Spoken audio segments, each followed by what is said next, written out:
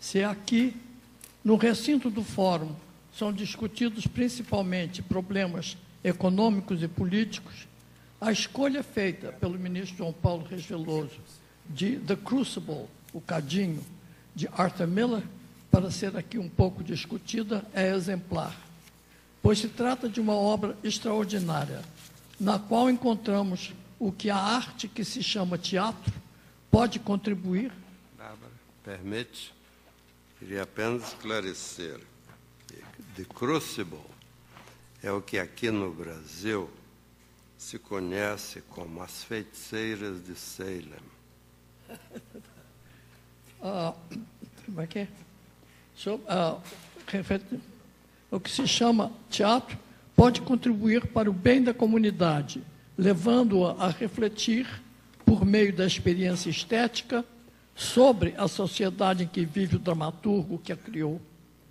Para mim, o melhor teatro é sempre, como diz Hamlet em seus conselhos aos atores, um espelho da natureza,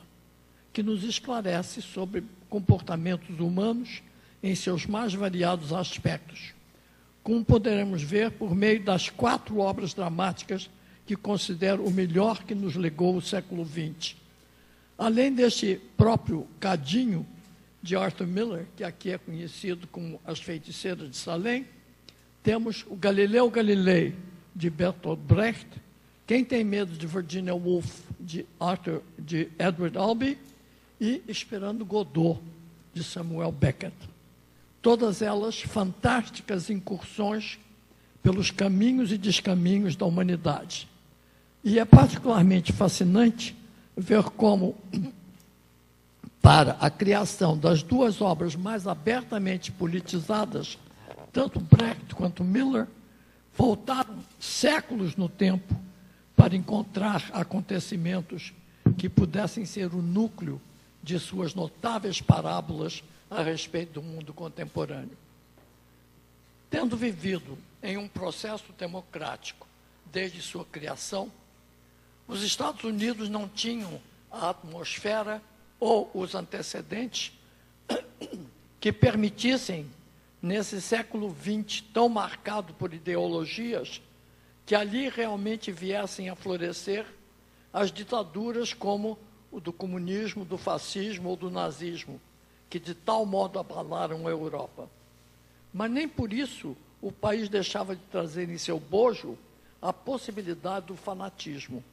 sendo que entre suas várias manifestações, a mais notória foi a que encontrou assustador meio de cultura nos delírios do senador McCarthy na Comissão de Atividades Anti-Americanas do Congresso. Em suas dezenas ou centenas de vítimas, esteve o próprio Arthur Miller, um dos muitos nomes ligados às artes na famosa ou infame lista negra do senador. Assim como aconteceu no final do século XVII, também no século XX, as denúncias de bruxaria, que no caso era chamado de comunismo, se multiplicaram, contaminando o ambiente, explorando a ignorância e o preconceito, ceifando talentos, mas, por sorte, não podemos mandar todos para a forca, como acontece na peça, e efetivamente aconteceu nos Estados Unidos no século XVII. Faço grande objeção ao título As Feiticeiras de Salem,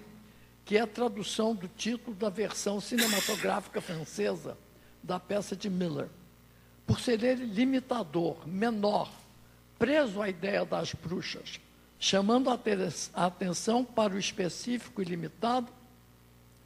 quando a intenção do autor, dando à sua obra o nome The Crucible, é bem mais ampla, a de refletir sobre a grande variedade de convicções e pensamentos que se mesclaram nesse cadinho em que foram formados a nação e o povo americanos. O extraordinário é que Arthur Miller, acusado, perseguido e efetivamente prejudicado em sua carreira pelo macartismo, tem alçado voo tão alto e evitado qualquer mínimo traço de vingança pessoal mesquinha, buscando o caminho para sua magistral metáfora para o fanatismo nos acontecimentos que tiveram lugar em Salem nos estados de Massachusetts, em 1692. Em sua memorável ação, Miller insere seus personagens no ambiente daqueles primeiros tempos da colonização, tanto no conceito do trabalho,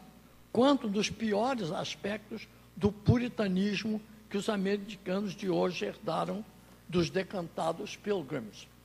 Esses Pilgrims chegaram ao Novo Mundo pouco depois de 1620 e se mudaram para o recém-descoberto continente deste lado do Atlântico com o sério objetivo de fundar uma nova Inglaterra, onde o clima ajustou a convicção de que suas vidas tinham de ser compostas exclusivamente de trabalho e oração. Nessa puritana New England, esses peregrinos pretendiam criar um mundo bem distante do que consideravam a devassidão da igreja anglicana, na opinião deles, muito próxima da execrada Igreja Católica, fonte de todos os pecados que se possa conceber. A estrutura de The Crucible é exemplar, pois Miller consegue, com a ação que apresenta o episódio que destrói a vida de John Proctor, ilustrar com precisão a estrutura da quase teocracia, onde o fanatismo religioso virtualmente acabou com Salem e outras comunidades onde houve também esse fanatismo do diabo. O protagonista trágico, desde Aristóteles, é um homem bom, porém não excepcionalmente virtuoso e justo, mas também não vicioso ou depravado, que, por um ato que é determinado por falha humana ou erro de julgamento, passa da felicidade à infelicidade. A gente tem a tendência a esquecer que na tragédia grega não é preciso morrer. John Proctor é um homem forte, cheio de vida, que trabalha sem parar, sonhando em poder com isso oferecer uma vida melhor à sua mulher e seus filhos. Ele é casado com Elizabeth, um sufocado exemplo da mais castradora educação puritana, que a ensinou a se negar qualquer alegria ou prazer, nem mesmo dentro do casamento. Tudo isso, mais a saúde dela abalada durante vários meses, leva John a ceder à tentação na pessoa da jovem Abigail, que vem trabalhar para o casal. Para que o erro tenha o impacto necessário, Miller faz de Proctor uma figura coberta de todas as qualidades positivas do, digamos, bom puritano, mas com a necessária dose de capacidade crítica que o faz desconfiar das acusações feitas a gente cuja integridade, correção moral e disciplina religiosa ele testemunhara ao longo dos anos. Nesse universo em que qualquer divertimento era pecado mortal, um grupo de meninas adolescentes, chefiadas por Abigail, sai à noite para dançar na praia e dar largas à natural alegria e sensualidade tão tentadoramente proibidas. Elas são apanhadas pelo pai de uma delas, o reverendo Parris, uma triste figura que afastou não só John, como vários outros homens da igreja, por falar muito mais no diabo do que em Deus. Sabendo que o castigo para o que haviam feito era um considerável número de chibatadas, Abigail tem a ideia de alegar que elas estavam todas possuídas pelo demônio, provavelmente acreditando que a coisa seria motivo para grandes sermões, mas que provavelmente ia acabar sendo esquecida com o tempo. A calúnia pode começar pequena, mas naquela sociedade repressiva, onde tudo aquilo que não obedecia rigorosamente à norma é suspeito, é suspeito e realmente aceita a acusação de ter parte com o diabo, fato que fica absolutamente provado, porque uma adolescente fica repetidamente incapaz de andar ou falar, que é muito fácil de fingir, né? Ou então por alguém garante que literalmente a viu voando em cima da casa ou da igreja, provocando uma reação que não previam, as adolescentes acabam com reais ou fingidas crises histéricas e encantadas com a importância que passam a ter como testemunha-chave no julgamento e quase automática condenação de todos aqueles que elas acusam ou confirmam estarem possuídos pelo demônio. Pouco a pouco, a ideia vai se espraiando e não faltam aqueles que, querendo evitar uma possível acusação, buscam qualquer episódio que sirva para deixar sob suspeita seus desafetos ou aqueles cujo sucesso invejam. Modelo, aliás, várias vezes imitada pelo equivalente no século XX. John Proctor, é claro, tem seu episódio sexual com Abigail, a sua falha trágica, sendo ele o primeiro a condenar a si mesmo. É a rigidez de suas convicções morais e religiosas que o levam a se considerar uma fraude por ser respeitada pelos que não conheciam o seu pecado. O conflito essencial da peça cresce entre a mentira de Abigail, que acusa Elizabeth Proctor de pacto com o diabo, isso com o meio de eventualmente conseguir John para si, e a mentira de Elizabeth, a puritana que, na ilusão de defender o marido, pela primeira vez na vida mente, negando o adultério de John e o fato dele o ter confessado a ela. A grande ironia é que ela, com sua mentira, só consegue confirmar a pena de morte para John, ficando ela com a mesma pena em suspenso por estar grávida. O aspecto mais fascinante de The Crucible, esse cadinho em que se misturam boas e mais ações, boas e mais ideias, é que Miller arma seu enredo de tal modo que, enquanto estamos assistindo a história de John Proctor, que por sua falha trágica passa da felicidade à infelicidade, o desenho total da ação apresenta uma visão maior, sem dúvida a que Miller queria apresentar,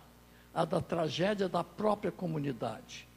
Exatamente como acontece a John Proctor, a pequena aldeia de Salem, no estado de Massachusetts, é habitada por uma população boa, mas não primordialmente virtuosa e justa, mas também não viciosa ou depravada.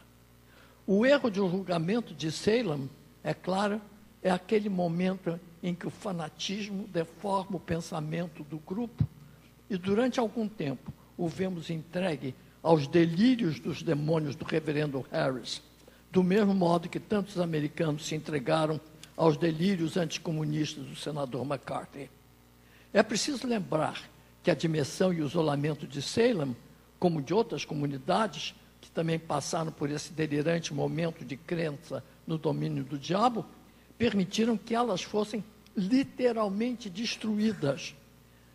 Tantos foram os enforcamentos, tantas casas e terras ficaram vazias e abandonadas durante décadas e às vezes séculos. Os fatos históricos comprovam a imensa dimensão do mal que assolou essas populações puritanas. No texto de Miller, só temos o momento da crise da bruxaria, cabendo a nós refletir sobre os perigos do fanatismo. Historicamente, com alguma espécie de epidemia, após de algum tempo desaparece com a mesma facilidade com que apareceu,